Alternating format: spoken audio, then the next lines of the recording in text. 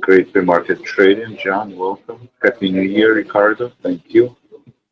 Sound is good. Okay, then I think I am ready.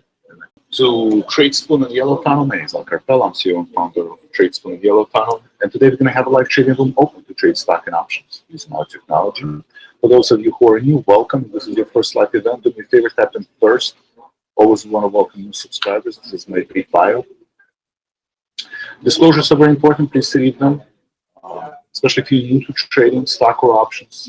I encourage you to visit the link in your screen, option screen, to understand the risk associated with trading stock and options. I'm showing you what I do in my own account, based on my interest tolerance level for general education information purposes only. Please consult your financial advisor prior to making any trading decisions. Also, should not be assumed that the future trade picks will be profitable or will be past performance. You can see the relationship between trades and trading block on the bottom of the screen. Well, good morning. All right, trading psychology is important, right? Last year, end of the year, everybody was bullish on the market. There was assumption that we're going to break the new highs in the first quarter. Basically, one trading session, you see a lot of people kind of questioning the current rally. Will the Fed lower interest rate in March or not? So you still have things that are outside of control by definition in trading. Certain things you have no control over, like for example, Fed lowering interest rate in March. If they do that and earnings are stable, market is going to break out to the new highs. If they don't do that, if they don't lower interest rates and earnings are still lower single digits in Q4, as we approach earnings next Friday, the following Friday, and then the market is going to continue to pull back. So ultimately, nobody knows. We need data to determine. You can kind of look at the charts and make your own decision based on the charts, but things can turn around very quickly. So how do you deal with uncertainty in the market? I propose again, you still don't 4 positions at a time and not risk more. Personally, switching to more neutral. I'm going to start closing some of my long positions, maybe add to some of the hedges, and be market neutral. Right? Until market breaks through 480, there's very little, there's no reason to be overly optimistic. But on the downside, there is a lot of risk, right, to play out. So the economy of control is very important. I encourage you to concentrate on the process, right? That we don't have a control over, our external factors, but we do have control over our own actions. So 4 positions, maybe be market neutral, maybe slightly bullish if you're still bullish on the market, and well-defined risk management. So let's go over that. Like most people are still bullish, right? One day usually doesn't change the trend. Right? We had actually value stocks closed positive, right? So most of the stocks, right, these are all stocks except the leaders of the last year, right? Whether it's Apple down 4% or Microsoft, but value stocks continue to overbought. Obviously, we're still at all-time high, slightly higher maybe. So the value stocks continue to look like a good price pattern, right? We did break through this neckline. Well, now we need to switch this. Maybe we did break the downtrend last time, but as long as we're above this triangle, you're not going to have any. The bullish thesis is intact, right? People are still going to remain bullish. So for spiders, nothing has changed since we talked about yesterday, right? In terms of support and resistance, they stay the same. It's down 5% today. I would say as long as we are above 467, you don't really know where the top is in spiders. Right? So let's say you're bullish, right? We're approaching 467. The model says actually 471 is where you think. If you're aggressive short-term trader, this is where you buy. 474 is where you sell. We're already at 470, so I would use 467. Right? I think these temporary bulls should step in at 467. So that's your support number one. Right? I would still use 1%. Right? So let's call it 5 points. Right? So if market last August high, so 460 is a line in the sand for a lot of people. Most bulls think that 460 will hold. If you're bullish, you believe 460 will hold. If 460 doesn't hold, if let's say 2 days or 3 days in a row we're below 460, I would say that the top is set, right? And there is little room to the upside, but there is a lot of holding position overnight, like either 1% or 2%. On the upside, obviously 480 is your overhead resistance, and if we break above that, the next level will be 490 on $10,000 account. If you're holding position overnight, if you're doing day trading, if you buy and sell and buying all at the same day, and you do have $25,000, consensus is less than 1% should be at risk. Still $250. So for example, whether you're a day trader and your stop loss is 5 points, right? 1%, that would be 50 shares. If you're holding position for a couple of days, couple of weeks, I would say even a couple of months, I would say 460, right? 10 points. So then you buy 25 shares. And I would split the trade into two. Okay? So that would be my approach to risk taking. It's all about interest rates, right? This is the most important, most time charts until we start talking about earnings. Rates have stabilized a few weeks, maybe even a few months, right? Depending on macroeconomic data. First, we need to clear 200-day moving average. We're right, day moving average. We're right, testing around 200-day moving average. As long as we're below 200-day moving average, I wouldn't be worried too much. If we do break above 200-day moving average, next level would be 430, 50-day moving average, which is relatively significant move. And same goes for dollar, right? We have a pretty weak rebound last year. Nobody was buying, and this year looks like a stronger move in the dollar. Extremely oversold, below 200-day moving average. Next level is 103.5. So those are the two most important charts I would pay attention to. I would pay attention, if you're a bull, to IWM, right? That's kind of the main thesis of bulls, right? Bulls, basically, the argument is that we have a broadening of the rally, right? It's not just the Magnificent Seven. You have risk on asset classes. I would watch this level. Like personally, if we drop below 196, I'm going to close my small cap position, IWM. Maybe wait till the end of the day. You don't want to react to intraday moves. But if we drop below 196, end of today, end of tomorrow, I would personally question the current rally, and I would assume that it's on pause for short term to medium term. So IWM, in my mind, is extremely important, and that goes to other risk on asset classes such as ARC, right? ARC kind of today we have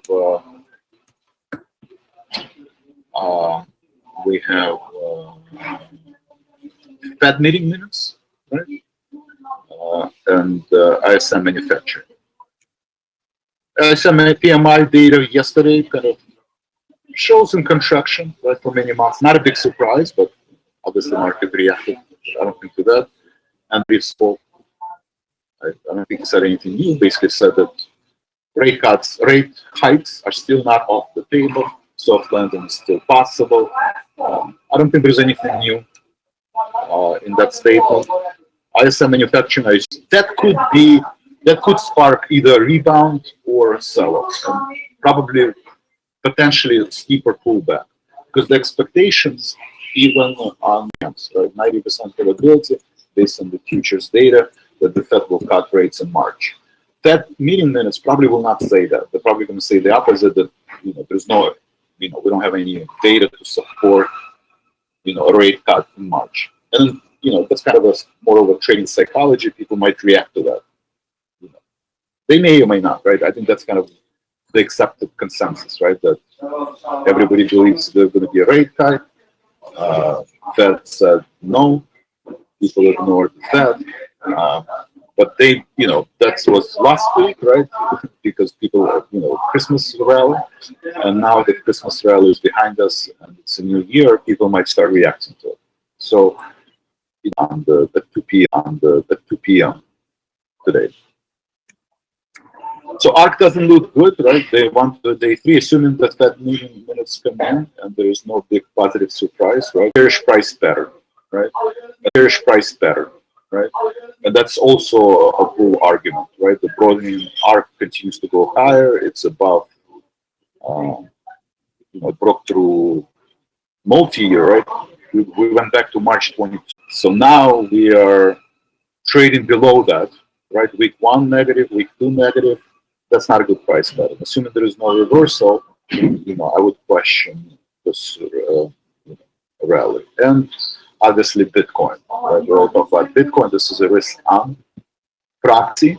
We had a 10% rally yesterday, an expectation that BlackRock Group and other investment bankers will start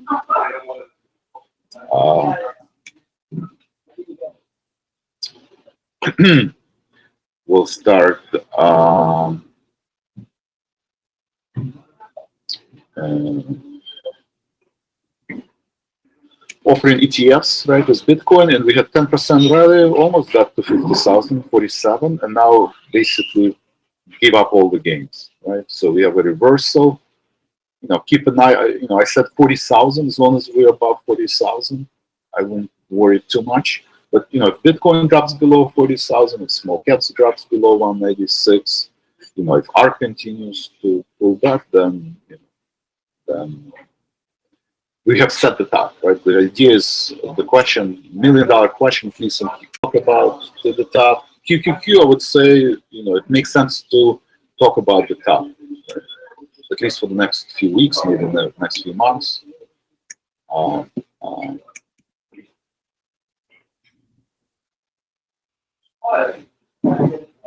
So we're below 2 weeks low, right? Below 400, I would say day 1 below 400, day 2 below 400. Then, then probably the top is set. Probably the top is set. I would watch 394. It's not that. 394 is 1.5% below. But if a couple of days we're below 400, I would say that the stop is set, right? And I would not expect much appreciation. Magnificent 7, and the rally will probably be on pause. All right, any questions here? Too much background noises and voices. Sorry, a lot of sound in the background. Sorry about that. I'm in a coffee shop, and I'm not sure how to suppress them. I apologize for that. Okay, for the noise. Here late, Bob, welcome back. What could be a good point for SHOP? SHOP is part of ARK, right? ARK is in free fall. Let's look at the SHOP. I usually don't like to catch a falling knife. I would pay attention to ARK, right? SHOP is not going to go too far. So I personally would consider trimming your position. I personally planning to trim my long positions and wait for some kind of stabilization in ARK. Right now, it's kind of, this is probably the worst charting pattern you can imagine, right? These 3 gaps, red candlesticks.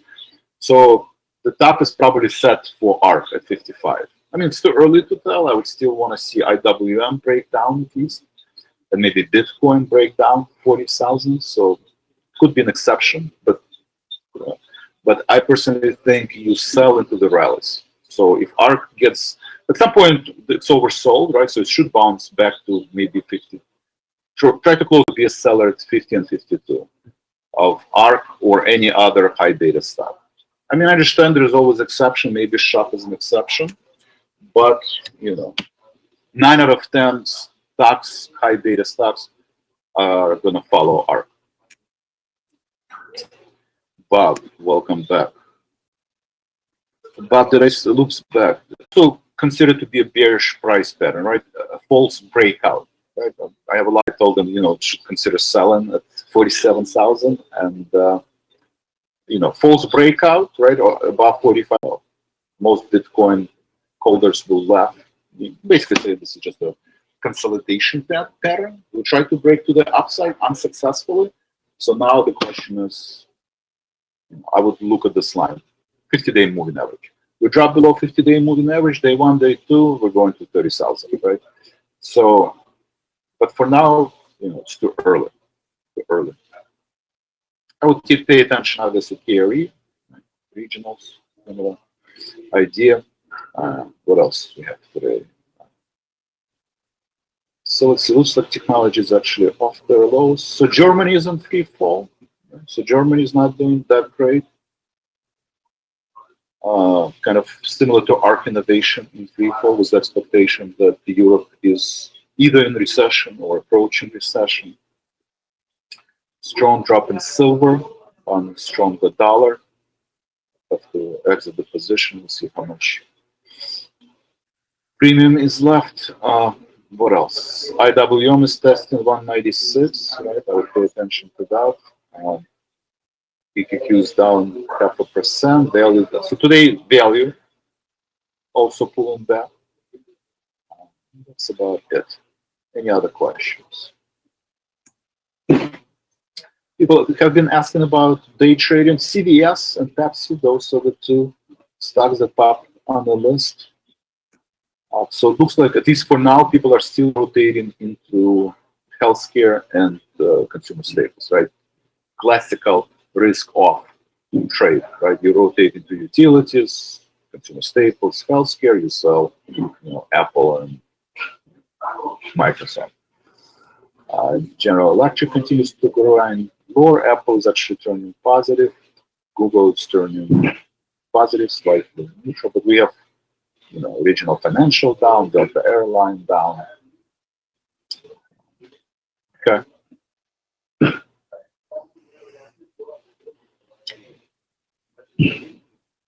And Verizon looks like breaking telecommunication also. Verizon continues to break out. So we'll wait till the end of the day and see if the breakout is confirmed. So still kind of a positive price action. LA Live continues to rank high. That's good. So healthcare is still a good place to hide. Consumer staples is a good place to hide. IWM, I'm a little bit concerned. Regional concern. ARC Innovation. So kind of a risk-off day now across the cyclical names. And technology is not that great either. I would watch semiconductors. Right? Semis are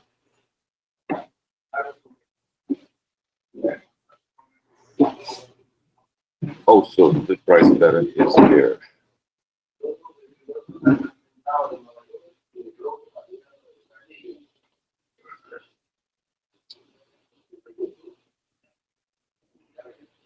Solve my calls margin. Yeah, I think right now, I would stay away from technology. If anything, I would short the technology.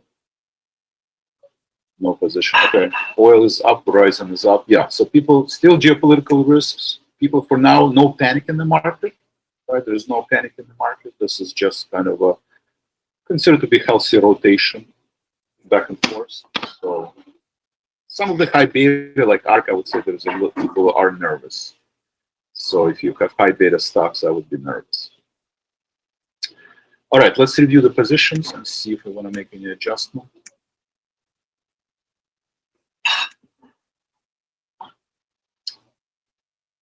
So Verizon, I did close, right? We have front months options. January, I would even argue maybe even February.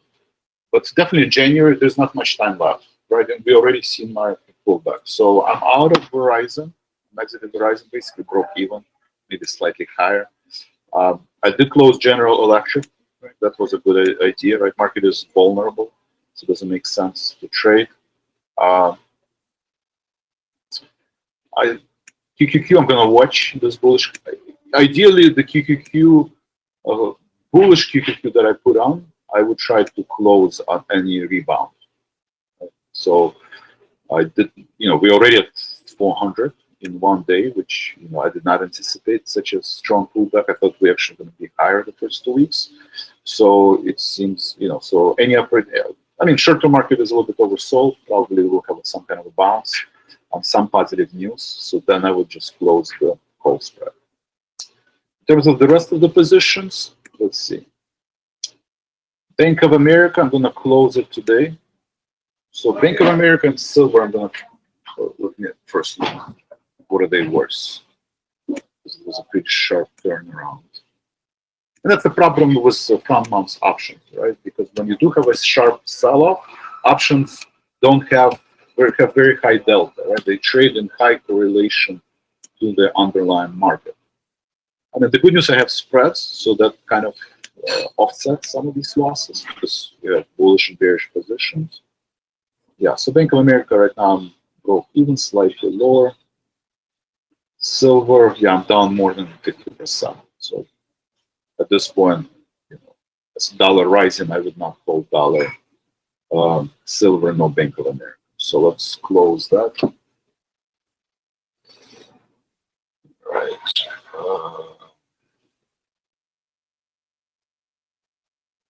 So close SLV and Bank of America, market and close.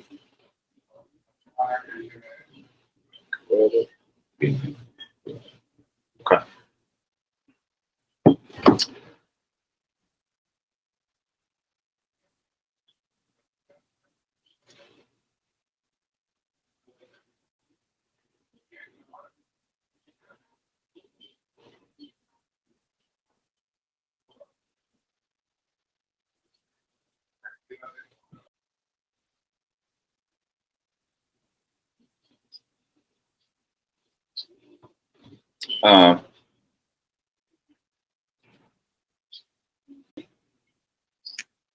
So I'm closing Bank of America, closing silver, right? Especially as dollar rising, interest rate rising, and it's extreme oversold levels. It could be short-term pullback, it could be maybe longer, but for now, I think January options just not enough time. And Bank of America broke even, went down. IWM, I'm watching 196 level. Right? The mid-turn, if we close this gap, right? Because it's breakout, right? So if you switch to the weekly chart,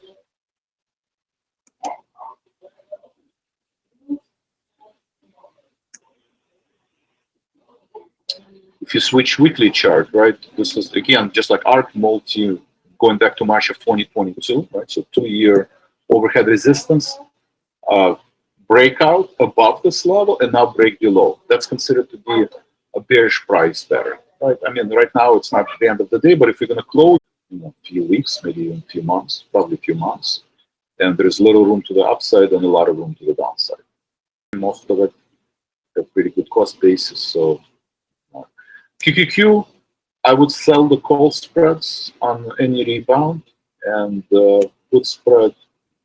I think this was a good hedge, right? So it continues to offset some of the other positions. And TLT, I'm bullish. Whether we have a recession or whether we have, immaculate disinflation, in both cases, TLT should climb, right? So if TLT reaches 200, 50-day moving average, I would probably consider adding. Right? Because the only way this trade is not going to work out, kind of what happened last year, higher for longer. And there is no indication for that right now. So TLT pulled back, it grounded above 200-day moving average, it's back to this uptrend. If it gets to 50-day moving average, probably 95, I would consider buying. 1-year yield.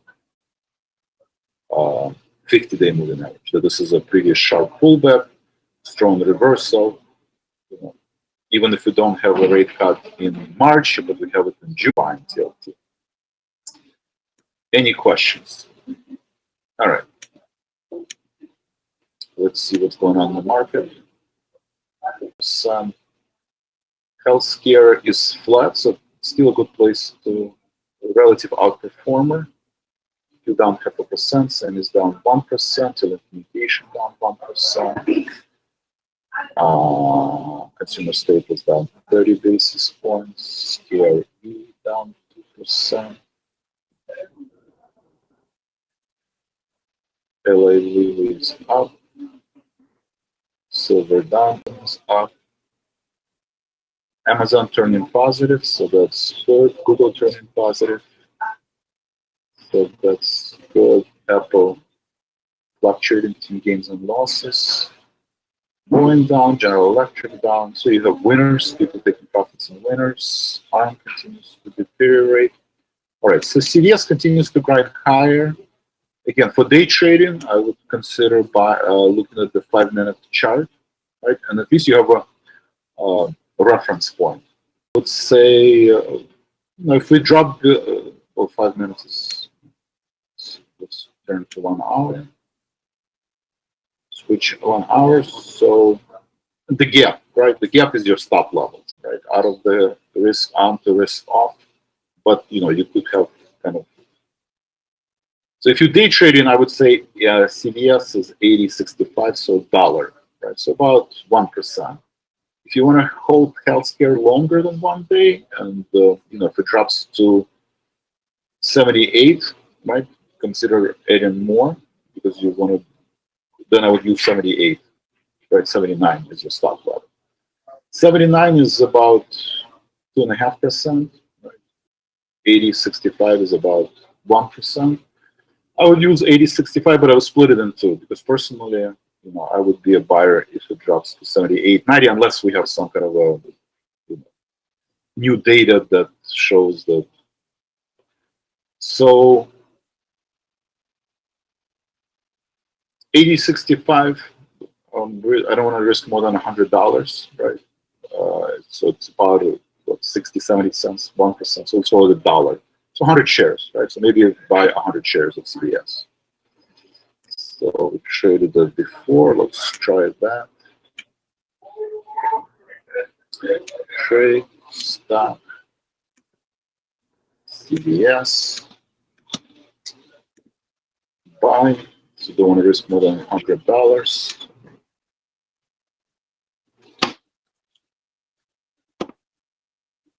$81.27.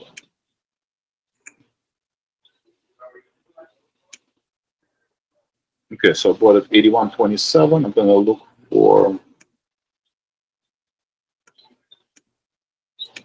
So half of the shares, try to make 0.5%. So that would be 81.66.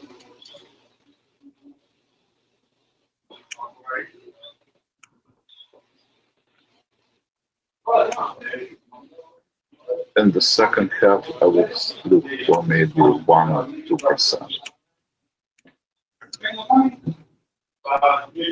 Let's try to do. So 1% would be 80 cents to would be $1.50, 82.70, 82.70, 82.70, 82.70.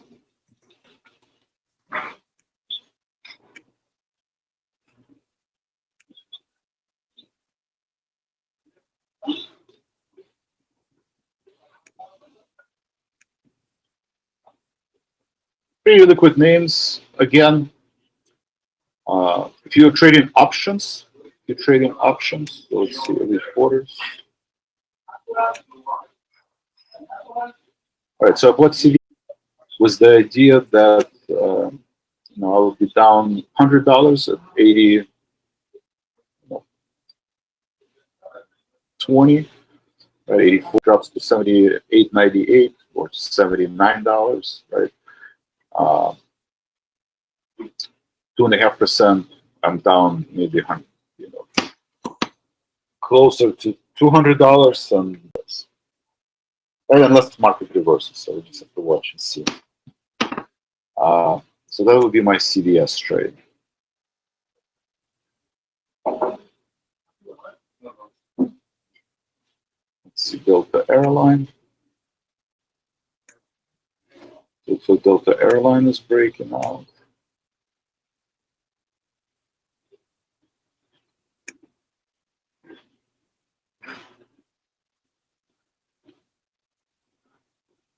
Delta broke down. So regional financial added this support 1874.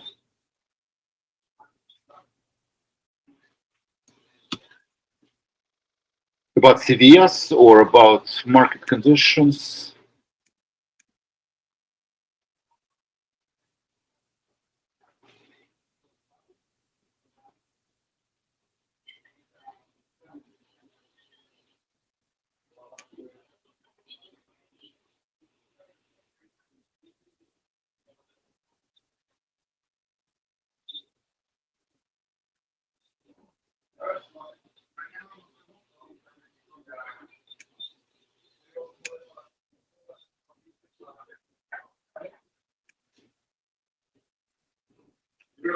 I'm just review my personal positions.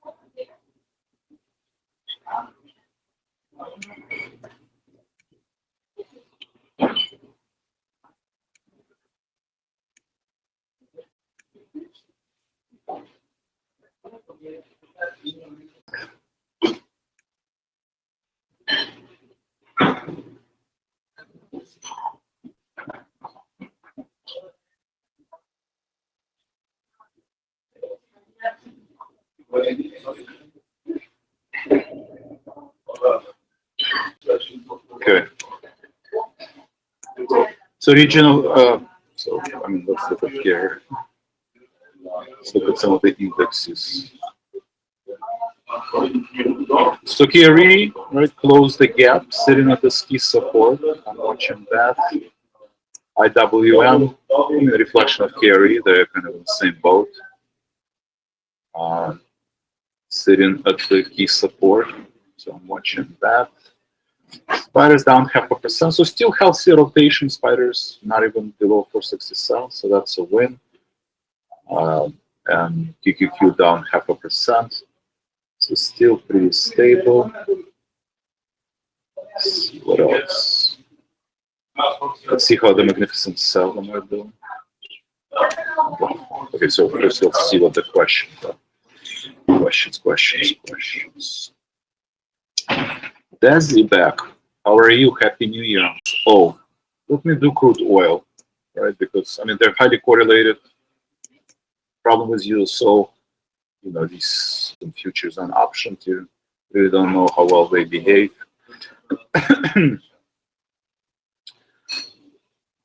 So right now I would look at this. I mean we're below 50-day moving average. We're below the idea that we're going to have immaculate disinflation and soft landness or bull assumption. This is one of the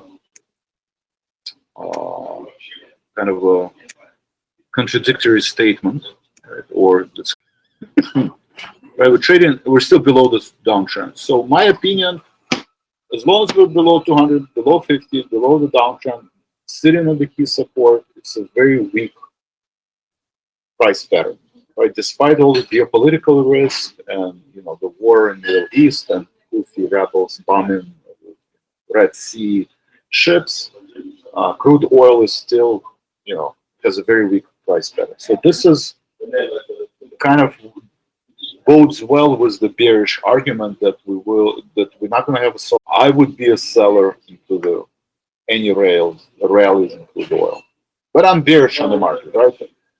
For now, I would just kind of keep an eye on the market. Right now, we have a rotation. We have, interest sensitive asset classes such as regional banks, small caps, technology, or ARC innovation. They're sitting at these key support levels. Well, ARC actually broke down, but at least IWM is sitting at the support.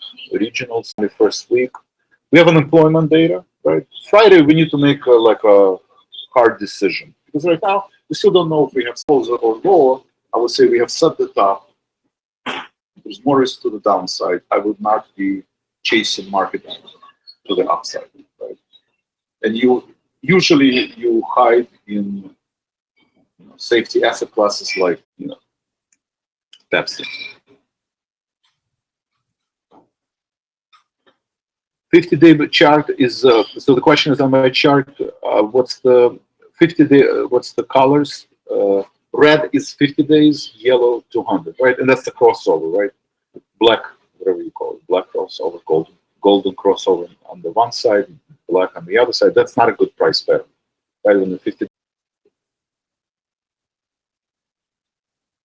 to the upside, right? So there's risk more to the downside, that there is a continuation.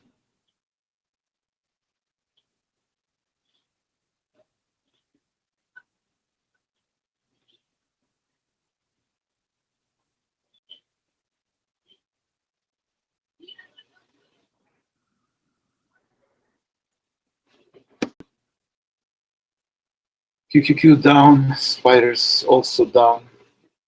Let's buy a stage. I would start building a stage position, just small, right? Kind of smaller stage position. Was the idea, right? There's two things going to happen, right? One is that we're going to have soft landing and Fed will lower interest rate in March. The other one, we don't. Right, so in terms of spiders, 480 is so you have 10 points to the upside. I'm going to make a bold assumption that we're going to break to 468, right? So if you think we're going to break to 468 and set the top, then okay, you have 10 points to the upside, more room to the downside. We could have a false breakout like we had with Bitcoin, but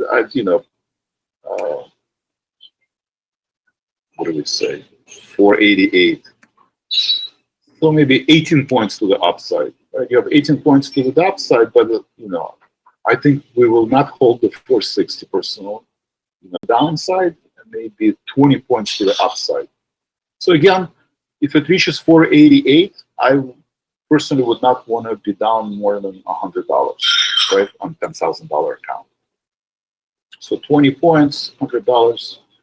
That's 5 shares. So 5 shares is about $2,000. Right? So that would be my thought process on the SH trade.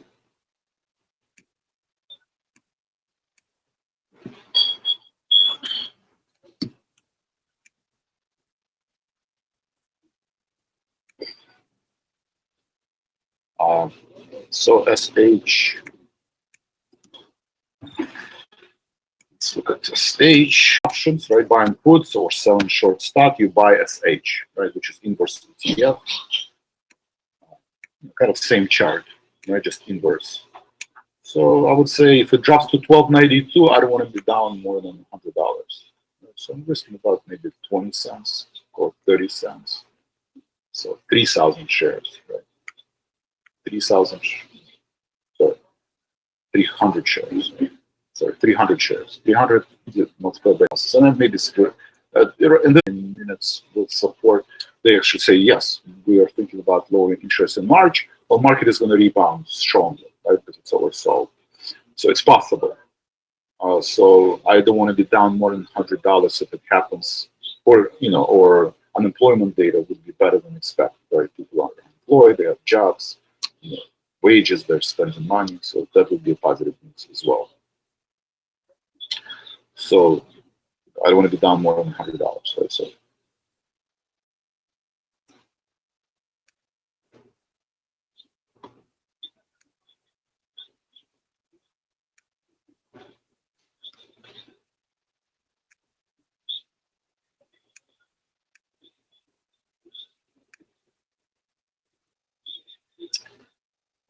And then probably 10% sell-off would be the most I would expect. So I would sell maybe half of the shares and look for 2%, 3%. That would be what? 26.30 cents. So 13.43.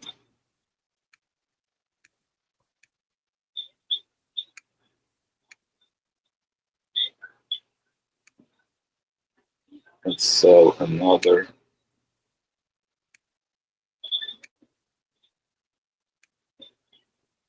And sell another half of the shares. I would look for now 5%. 5% would be 60. Let's see, where's the next level of overhead resistance? 1373. So 60 cents, 5%. Okay, yeah. So 1370. 1370. 1370 would be the second half. Slight, and this is not day trading, right? This is kind of a view on the market and hedging, loan positions that I still have. And by the end of this, I should have kind of market neutral portfolio. That would be my proposal. Okay. So buy an SH, right? If you're profit and elite service, obviously also same idea. I mean, it's a call on the market. I mean, if you're shorting ARC, you're shorting IWM, small caps, you're shorting SH. So just try not to, some people, Fred sold VIX puts, right? So if you sold VIX puts, it's the same thing as buying SH. I mean, in terms of strategy, one has better rewards, better risk, whatever, but it's a call on the market, right? So that would be my proposal.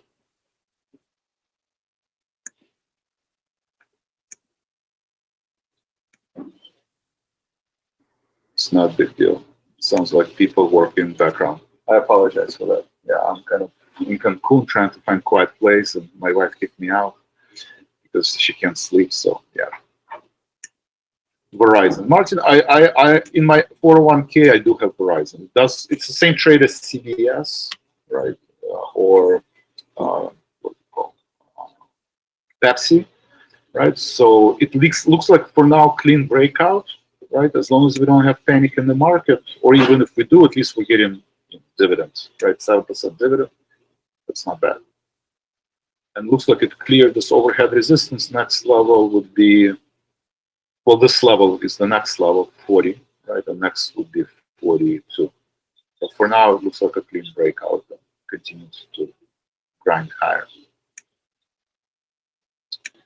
I'm out of Verizon call spread. There are January, but stock we have.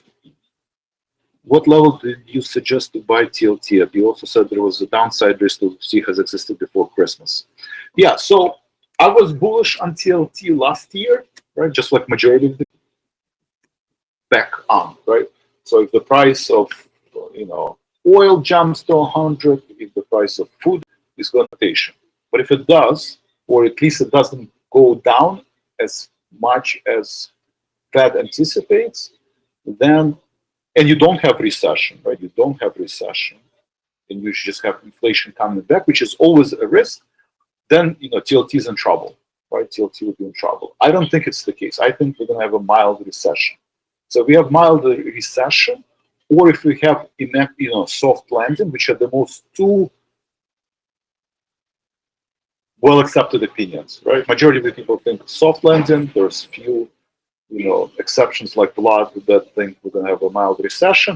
Very few people again expect that inflation will be right, but it's possible, right? The one case scenario, Fed, let's say, lowers interest rate in March, right, and then in June, and all of a sudden CPI data in July, and reverse the interest rate policy decision.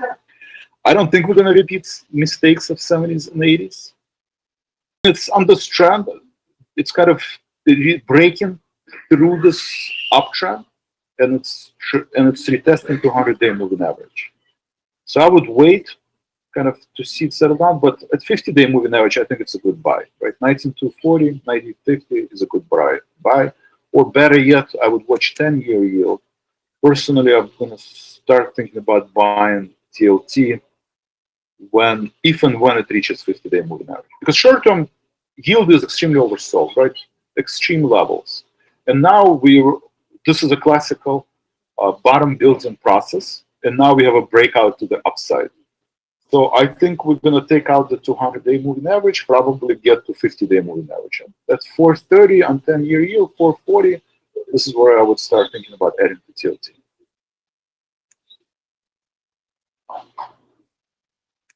People are noticing, right? It's kind of following the crowd.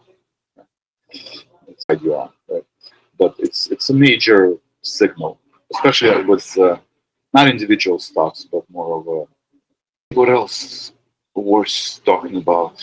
Oil is up, so utility is slightly positive. People are hiding in safety asset classes. Strong movement, silver and gold, right? Copper, strong move in copper. Alcoa, aluminum is down. So materials, right? Late cyclicals are all down. People are hiding in energy. Sorry for the noise. Apologize for this. QQQ, it looks like starting to pull back. Germany continues to pull back. Right? This is a pretty bearish price pattern. Right? This is John's favorite. 3 red or 3 green, but this is 3 gaps. That's not good, right? And this is Germany, Europe. Europe is the same way. Not much better. Downside, I think there is a CPI data from the European zone for December. I would watch that. And the idea that the ECB will start lowering interest rates even before March, because things are just don't look good in Europe. IWM, a little concerned about IWM at 196. I'm watching that. Apple started pull back. Microsoft, Amazon still holding on. So Tesla, right? Bob noticed correctly that even last year that that Chinese automaker BYD is beating them, right? We talked about Tesla. I said as long as we don't break this downtrend, I won't be bullish, and it's already at 200-day moving average and 50-day moving average. So that's not good. Okay, so as long as we're below that trend line, I would not be. Doesn't look too good either. Goldman Sachs is down. Morgan Stanley is down. Carnival Cruise is down. Delta Airlines. So pretty wide now firm, right? We talked about. So this is a good point, right? We talked about a firm. This was Bob's favorite stock. He was watching very carefully, and I said it's not going to go very far from ARK, right? I mean, there's always individual stories, and I get that. So there are exceptions. It's not a rule, but 9 out of 10 stocks will have the same. A firm will have the same price pattern as ARK. Right? I mean, it can outperform, it can underperform. I get it, but if ARK is going to pull back, a firm is going to pull back. So that's the same. Rivian is in free fall. Robinhood is in free fall. Pelletier doesn't look better. ARK Innovation continues to pull back. Okay. Keep an eye on some of these, I would say, interest-sensitive asset classes like ARK and the others follow, then a couple more days, and I would say the top is set, and at that point, I would maybe start getting a little bit more bearish. Right now, I'm probably market neutral, right? So if you have 4 positions, I would have 2 bullish, 2 bearish, and I would stay away from technology. It looks like late cyclicals or early cyclicals more better, but at least for now, Verizon pays you dividend. Pfizer, actually Pfizer is if you look at the aggressive power trader. Aggressive power trader, Pfizer, right? So CVS, D, right, utilities, and Pfizer.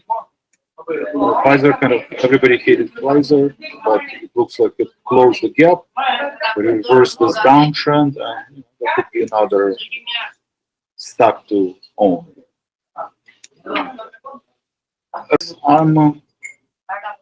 My target is 81.66,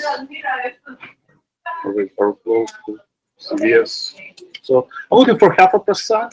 Right? If you're doing day trading, I want to look for more than 0.5% gain. Oh, it's reversing. Okay, fine.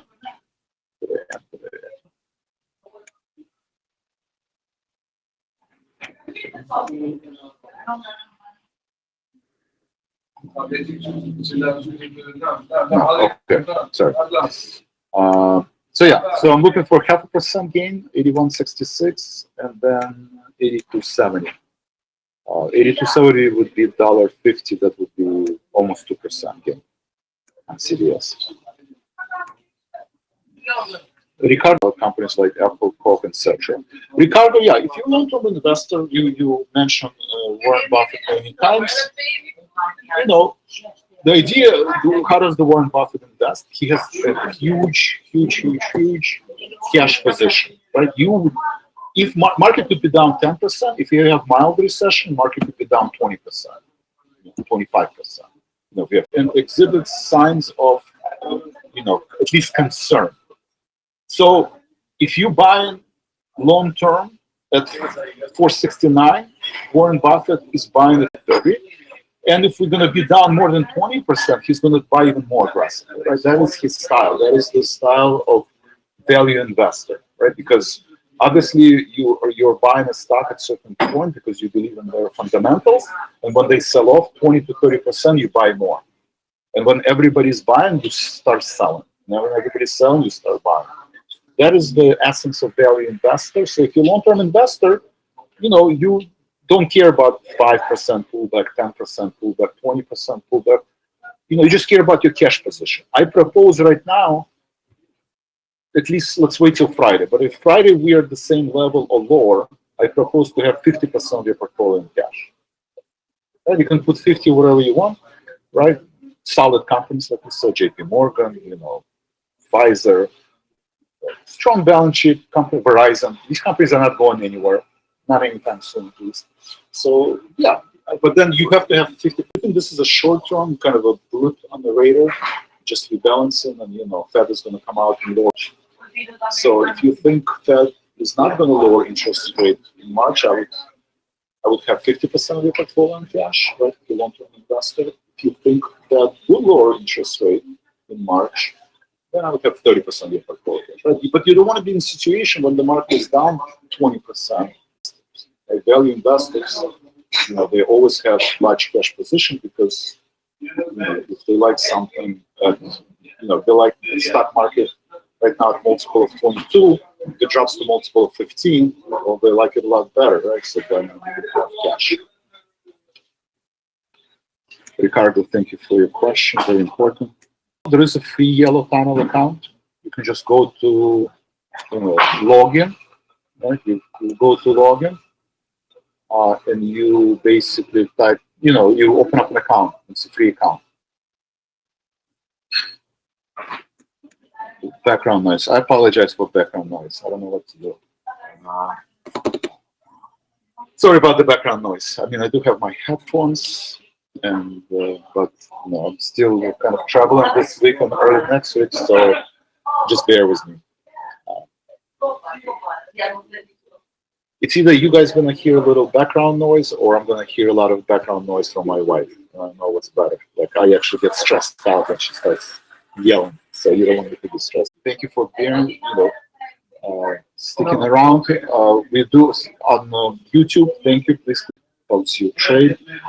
There is a closing bell today. We will have a closing bell today. That's Scott. And then tomorrow we're gonna have an opening bell. I'm gonna leave the opening bell. There is no closing bell tomorrow. Thank you very much. I apologize for the noise, and I will see you tomorrow morning. Thank you, Faust, JP. Thank you. Pretty awake. I don't know why she kicked me out. It's just so.